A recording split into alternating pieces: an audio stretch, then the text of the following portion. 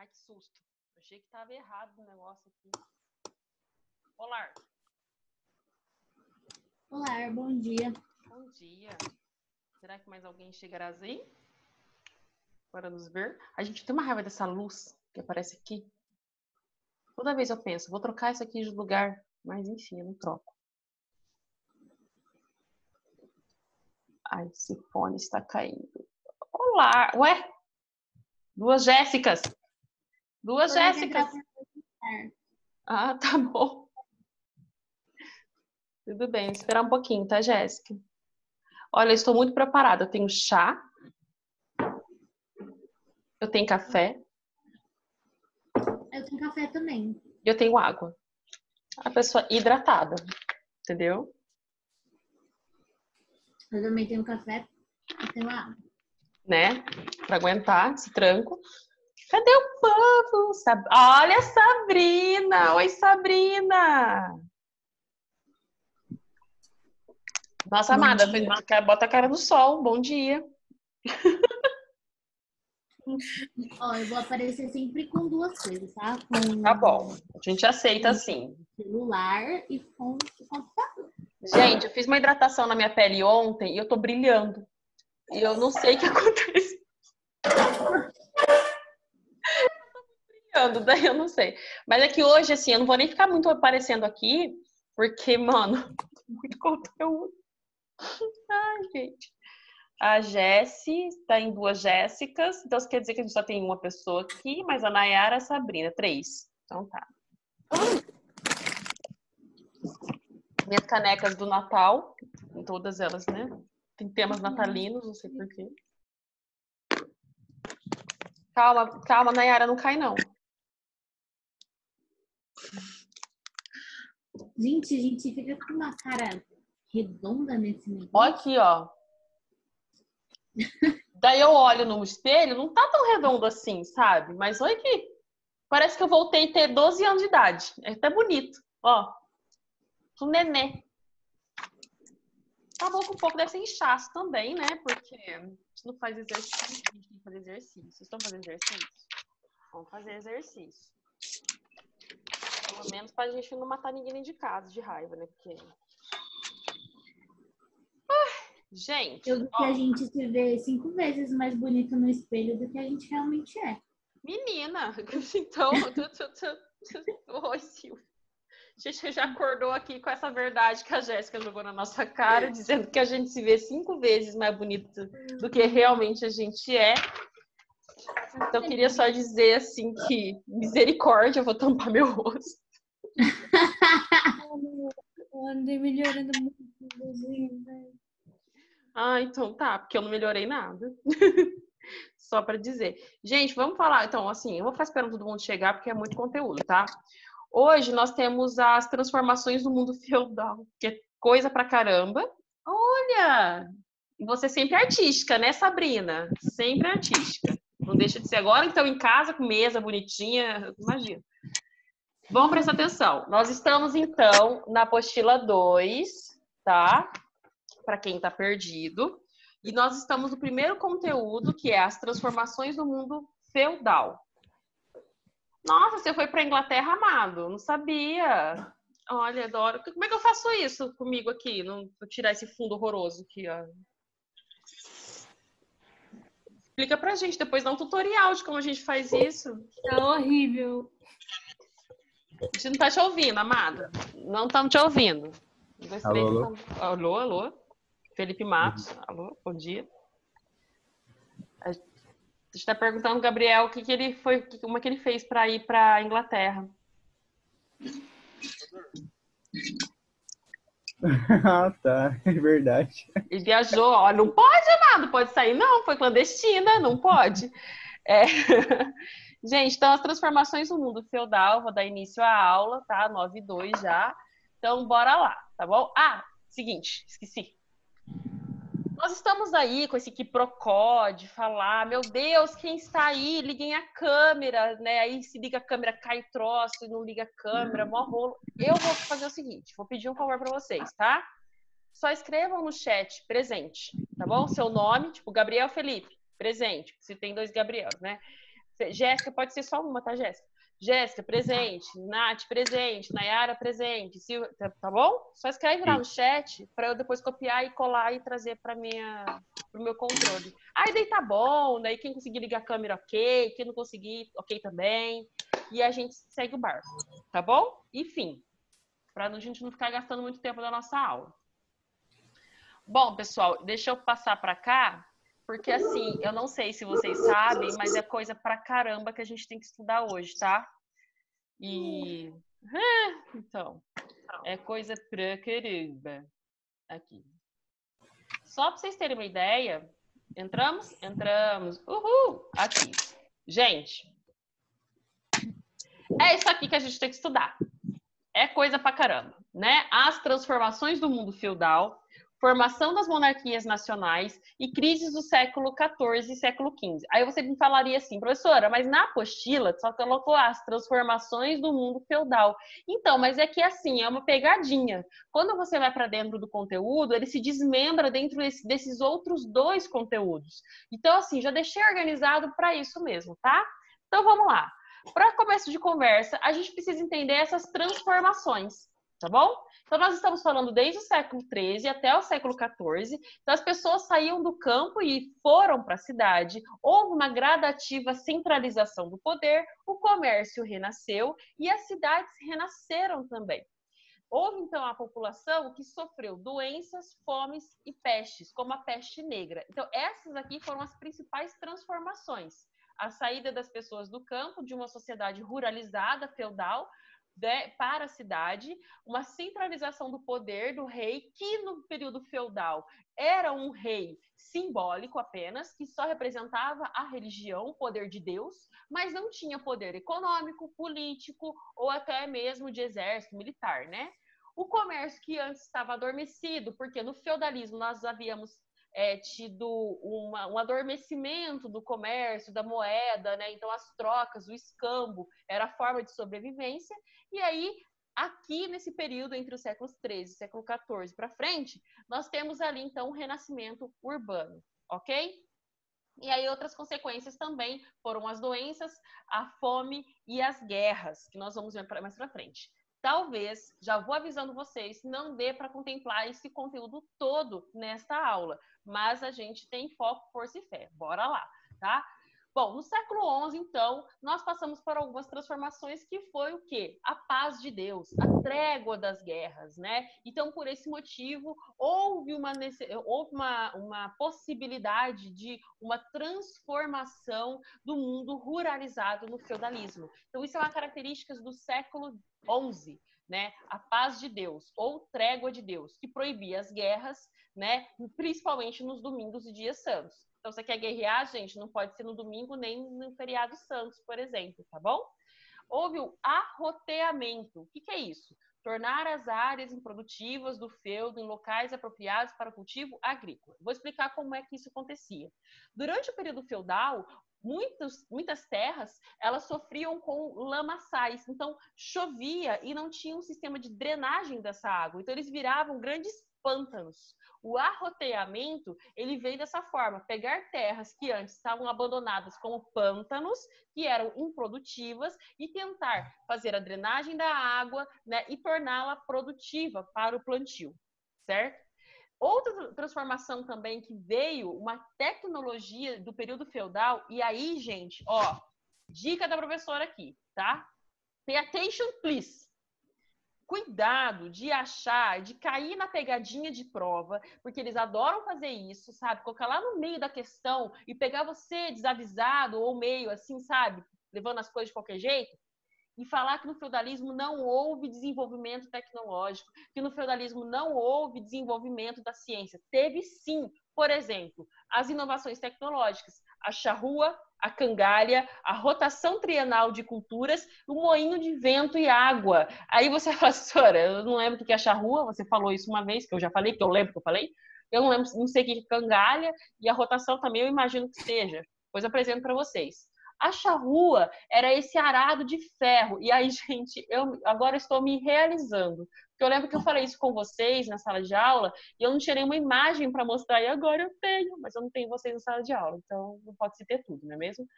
Então, possibilitou escavar os solos mais resistentes e com uma maior profundidade.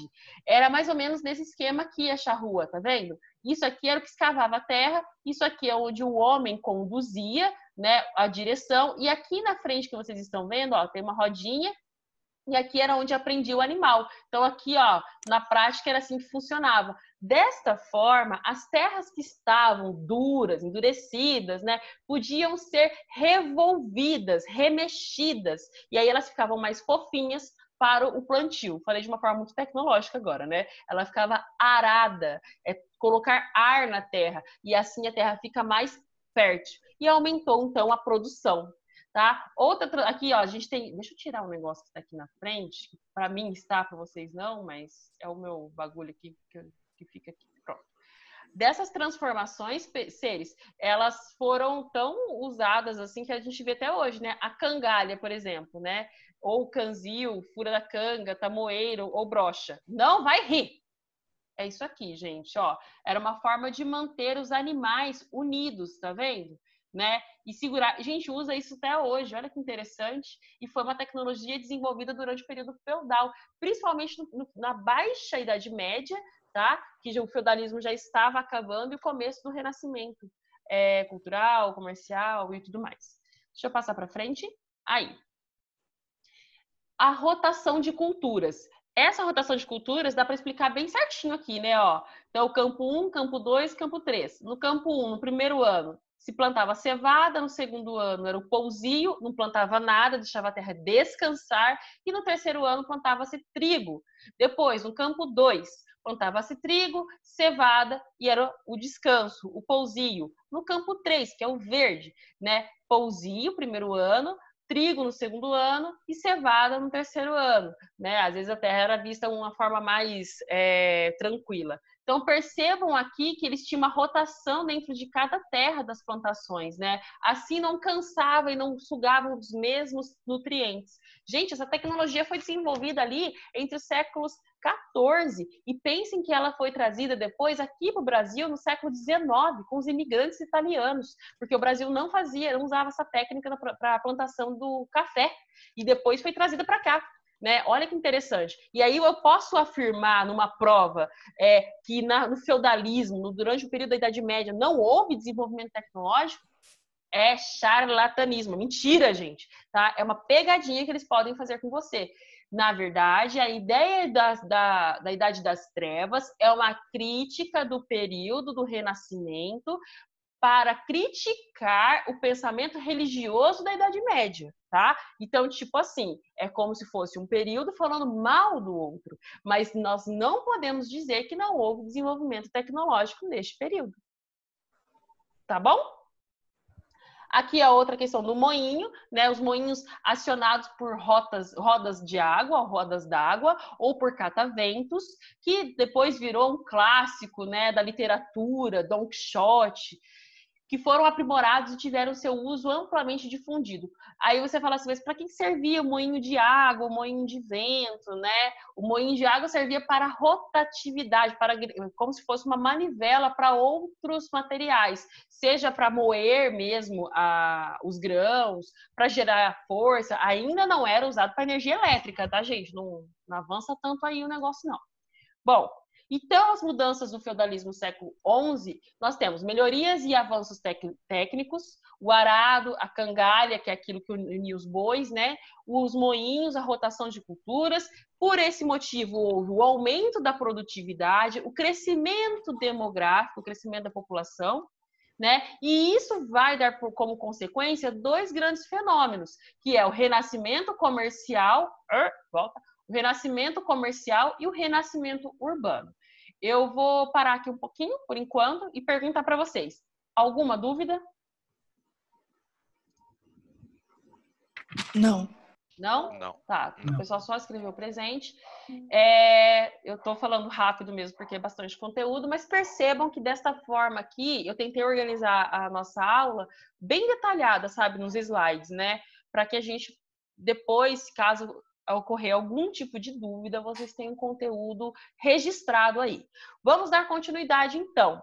Bom, vamos falar sobre, dentro do Renascimento, né, a ideia das Cruzadas. Nós falamos das cruzadas já en passant, por cima, mas eu quero falar um pouco sobre o pensamento das cruzadas. Essa aqui é uma fala do Papa Urbano II, que foi que no Concílio de Clermont que desenvolveu a ideia da cruzada. Olha só o que ele escreve nesse Concílio de Clermont, que é um documento. Façamos que aqueles que estão promovendo a guerra entre fiéis marchem agora a combater contra os infiéis e concluam em vitória uma guerra que deveria ter se iniciado há muito tempo. Que aqueles que por muito tempo têm sido foragidos, que agora sejam cavaleiros. Que aqueles que estão pelejando, ou seja, sofrendo com seus irmãos e parentes, que agora lutem de maneira apropriada contra os bárbaros.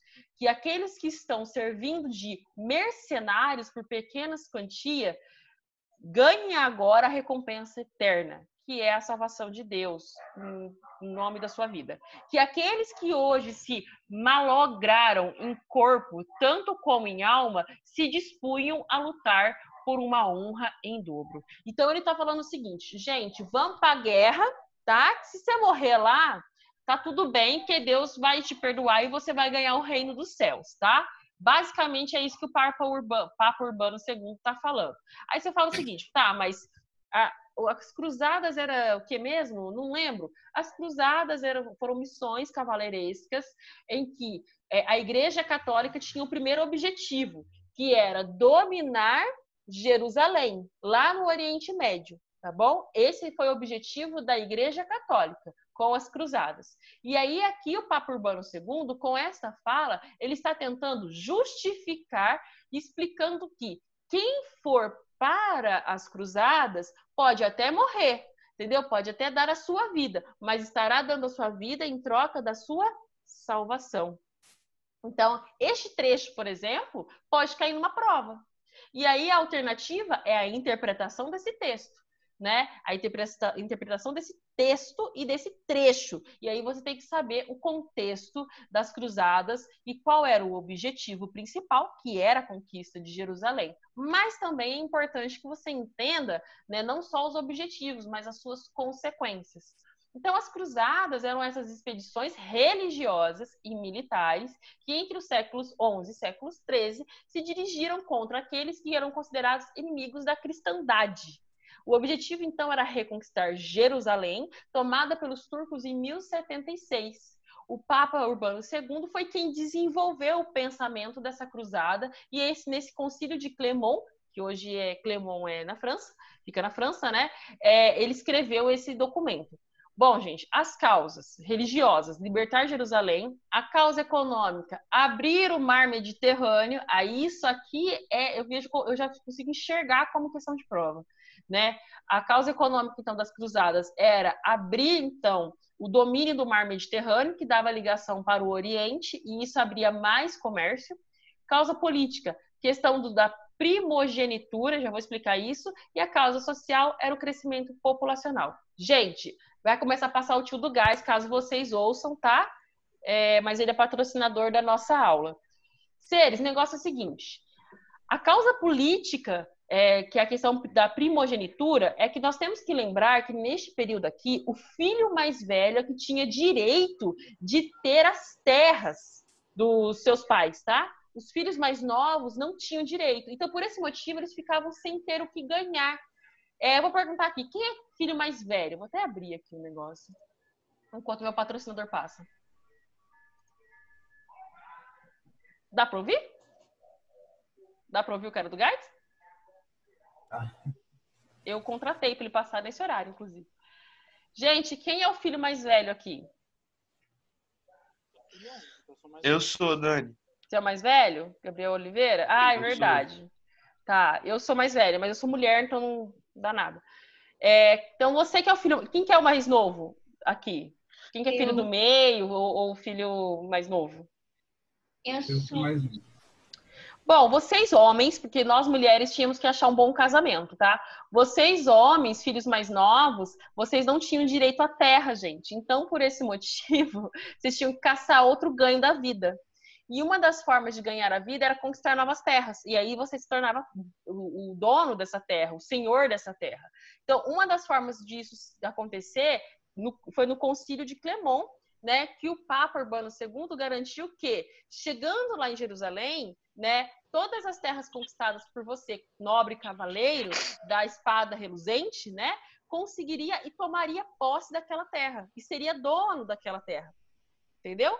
Desta forma, muitos irmãos mais novos iam para as cruzadas em busca de terras também, já que, como irmãos mais novos, eles não eram os primogênitos, não eram os herdeiros diretos de seus papais, tá? A causa social do crescimento populacional é que, lembra que nós vimos que com a tecnologia, o desenvolvimento da agricultura neste período, houve um aumento da produção?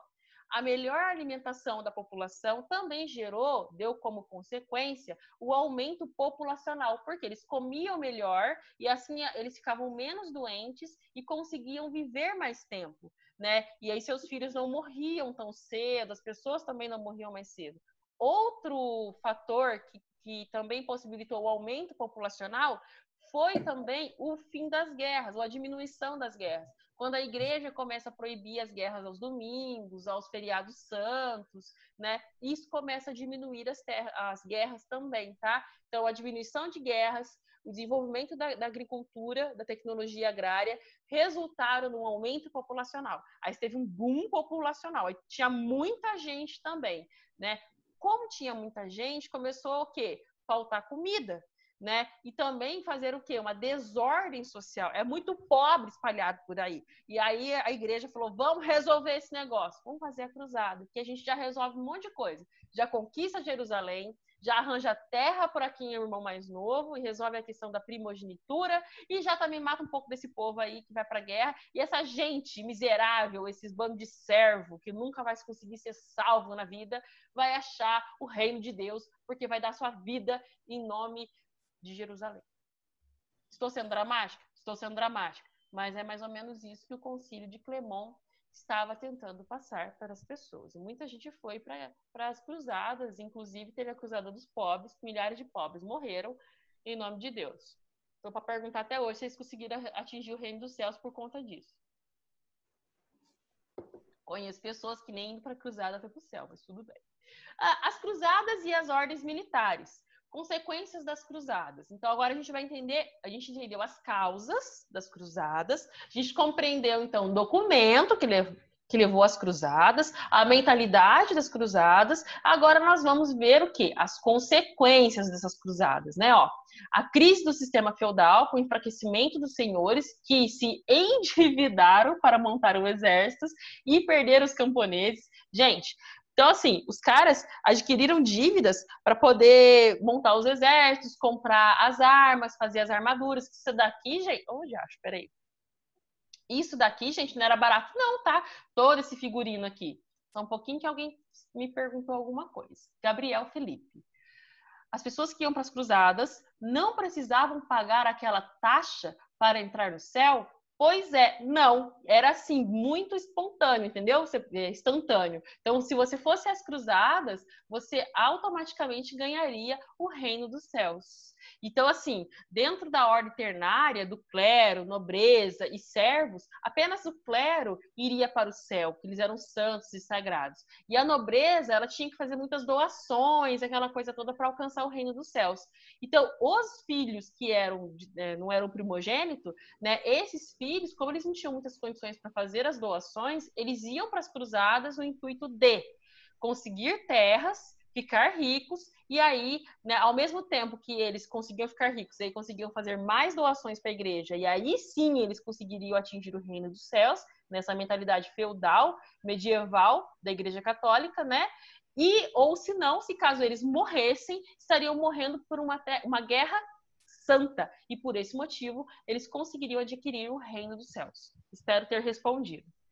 Pessoal, só que para conseguir ir a essa guerra, esses cavaleiros que já iam com a ideia de conquistar terras, porque muitos pobres iam só como peões mesmo, né? Para conseguir, assim, só tipo, eu vou, não tô fazendo nada, tô morrendo de fome aqui, eu vou pelo menos para as cruzadas, que no caminho, se eu morrer, pelo menos, eu vou morrer em nome de Deus.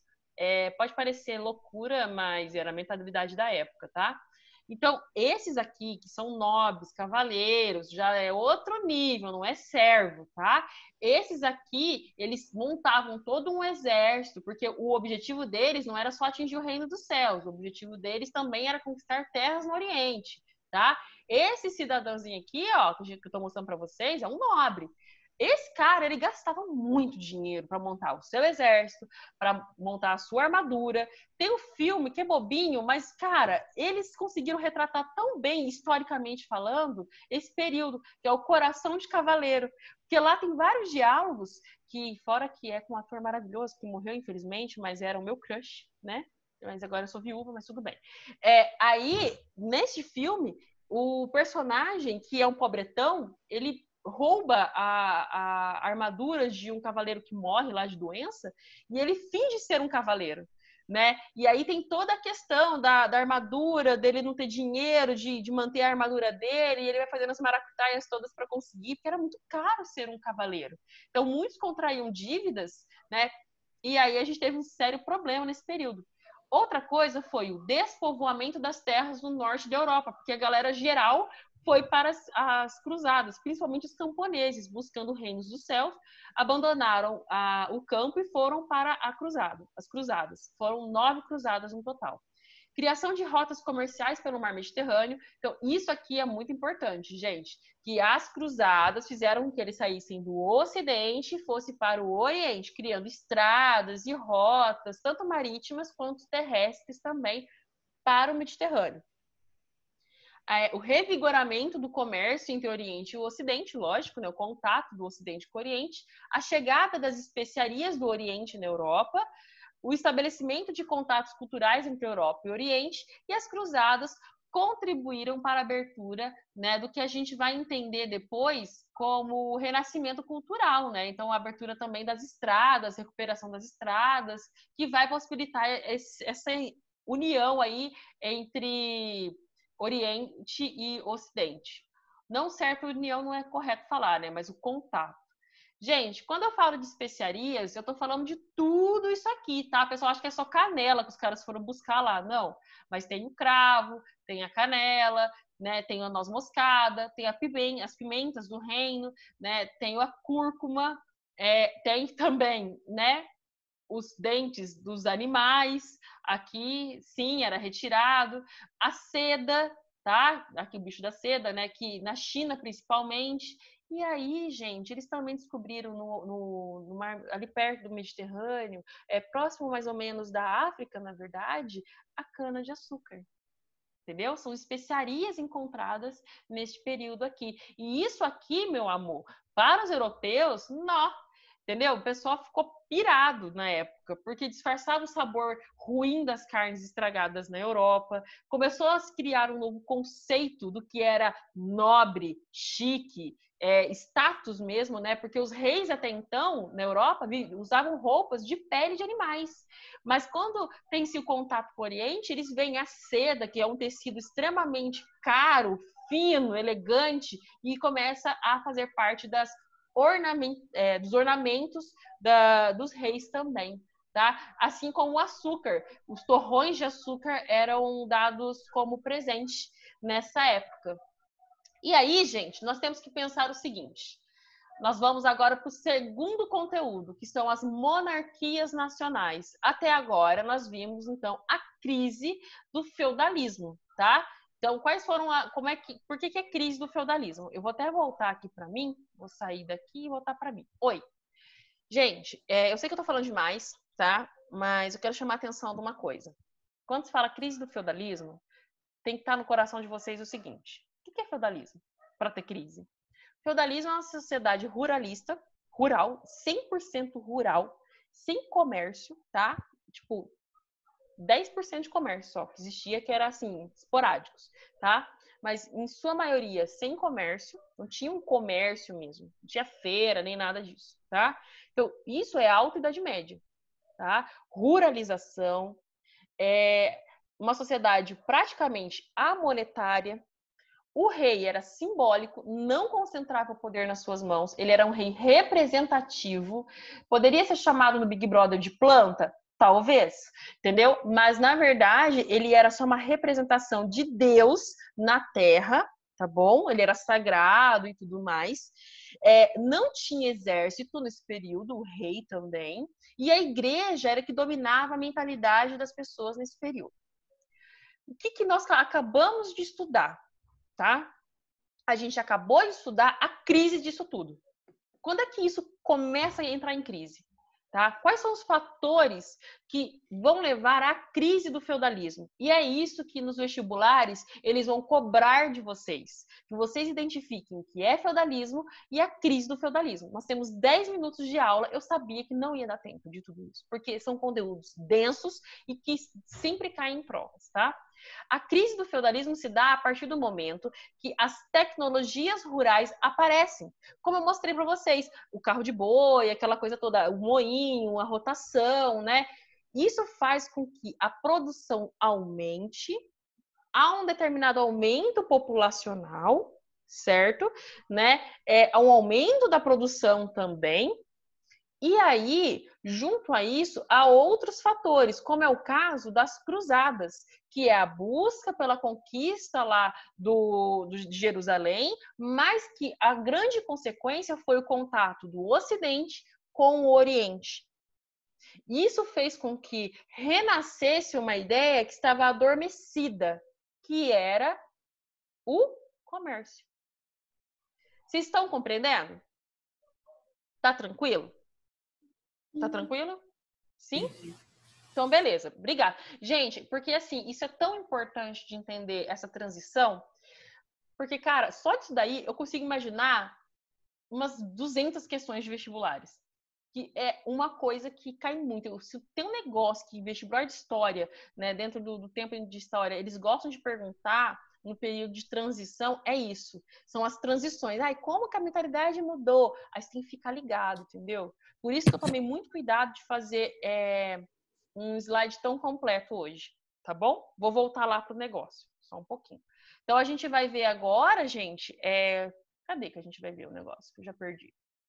Ah, é isso aqui. É isso aqui? Ah, não, isso aqui. Abre. Isso. As monarquias nacionais, tá? Agora nós vamos ver como que o rei feudal deixou de ser apenas simbólico e passou a ser agora absolutista, tá bom? Isso a gente tem que ver. Para começo de conversa, antes, tá? Nós vimos, então, a crise feudal, que eu falei com vocês, a diminuição da produção agrícola, o aumento da fome, né? O surgimento da peste negra e o aumento do número de guerras. Aí você poderia me falar assim, professora, mas não tinha acabado as guerras? Não tinha aumentado o número de produção agrícola? Não estou entendendo esses antecedentes. Bom, nós estamos falando que no início da crise feudal, e aí que requer bastante atenção de vocês, alunos, tá bom?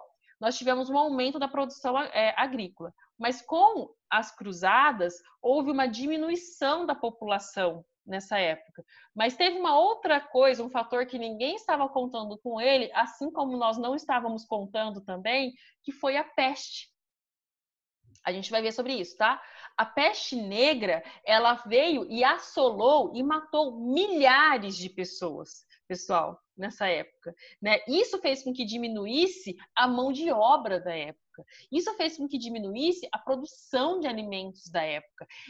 Acabou assolando e matando populações de cidades inteiras nessa época, para vocês terem uma noção.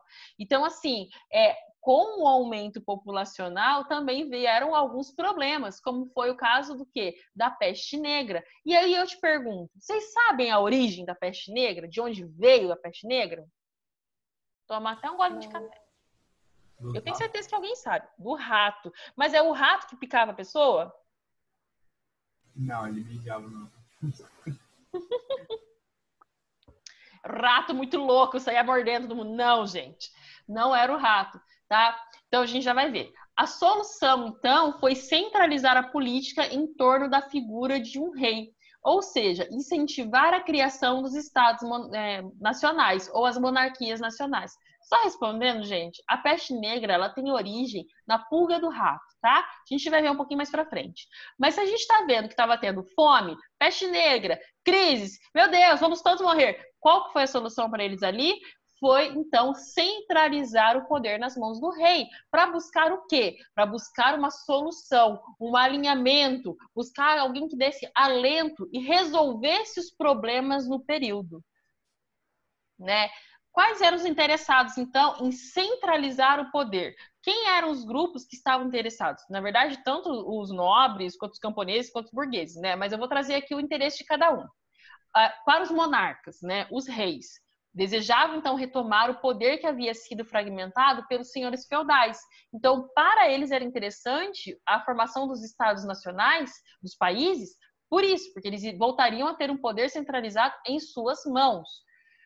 A nobreza optava pela centralização para conseguir manter os privilégios que lhes restavam, porque com a crise eles perderam muitos privilégios, né? Então a ideia de ter alguém servindo, o luxo, né? Tudo isso havia sido perdido. Então a nobreza apoiava a centralização do rei, o poder real.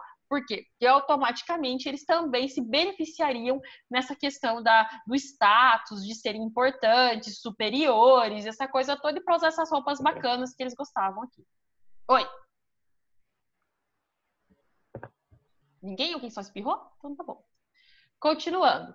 A burguesia. Por que a burguesia estava interessada, né? Possuía um interesse em unificar os padrões de moeda, pesos e medidas, já que isso facilitava as trocas comerciais. E o rei, cabeu a ele, né? Cabeu é ótimo, coube a ele, coube a ele a ideia de centralizar, de padronizar, né? Toda essa questão da moeda, dos pesos, das medidas, e eu já até conversei isso com vocês, da ideia dos polegares, de como que 1 metro surgiu, essa coisa toda. Então, a ideia era padronizar isso em todos os feudos, para que eu não vendesse 1 quilo a peso de um rolo de papel num feudo e 1 quilo a peso de um tijolo no outro feudo. Então, eu preciso padronizar isso daí, né? E quem cumpriu esse papel, era isso que eu ia falar, foi o rei, ok?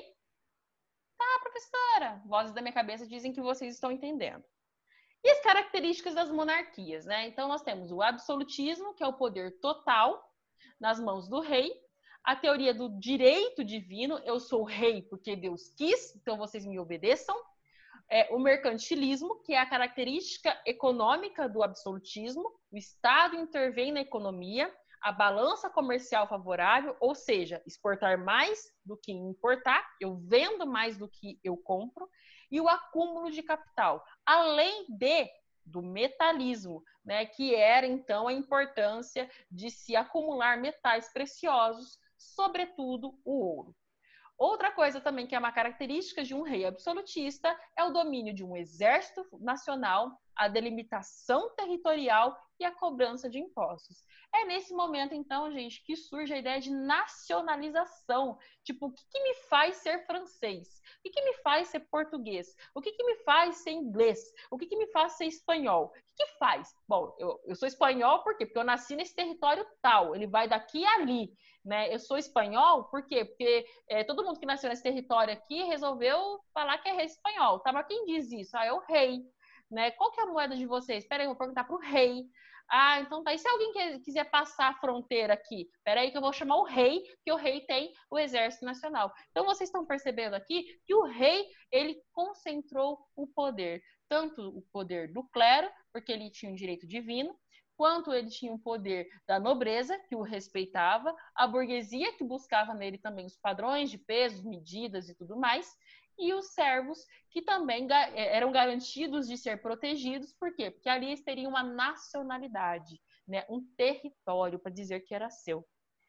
Tudo bem? Sim. Tem alguma dúvida até aqui? Não? Não? Então, Não. beleza. Gente, é o seguinte, tem muita aula ainda. Só para vocês terem uma noção, nós estamos acabando já o nosso tempo, tá? Nós temos menos de... A gente tem 1 minuto agora. Então, como eu não gosto de desligar na cara de ninguém, eu vou parar por aqui, tá bom? Na próxima aula, eu vou terminar este conteúdo e aí eu quero que vocês façam os exercícios. Nesta aula de hoje, não vai ter exercício. Podem respirar, façam os outros de outras matérias que vocês têm para fazer, tá bom? Eu aconselho que seria interessante vocês darem uma lida na apostila de vocês. Eu não posso obrigar ninguém a nada, mas é um conselho que eu dou, tá? A orientação de vocês é que vocês façam a leitura da apostila, até que porque venham mais preparados para a próxima aula, que nós vamos entrar com foco nas monarquias nacionais, mesmo de cada país, que nós vamos ver, Portugal, Espanha, França e Inglaterra. Tá? E também ver depois as crises como a peste negra e o fechamento disso tudo. É muita coisa, eu sei, e logo logo vai acabar a aula, tá bom? Então, seres, se tiver alguma dúvida, vocês podem me perguntar no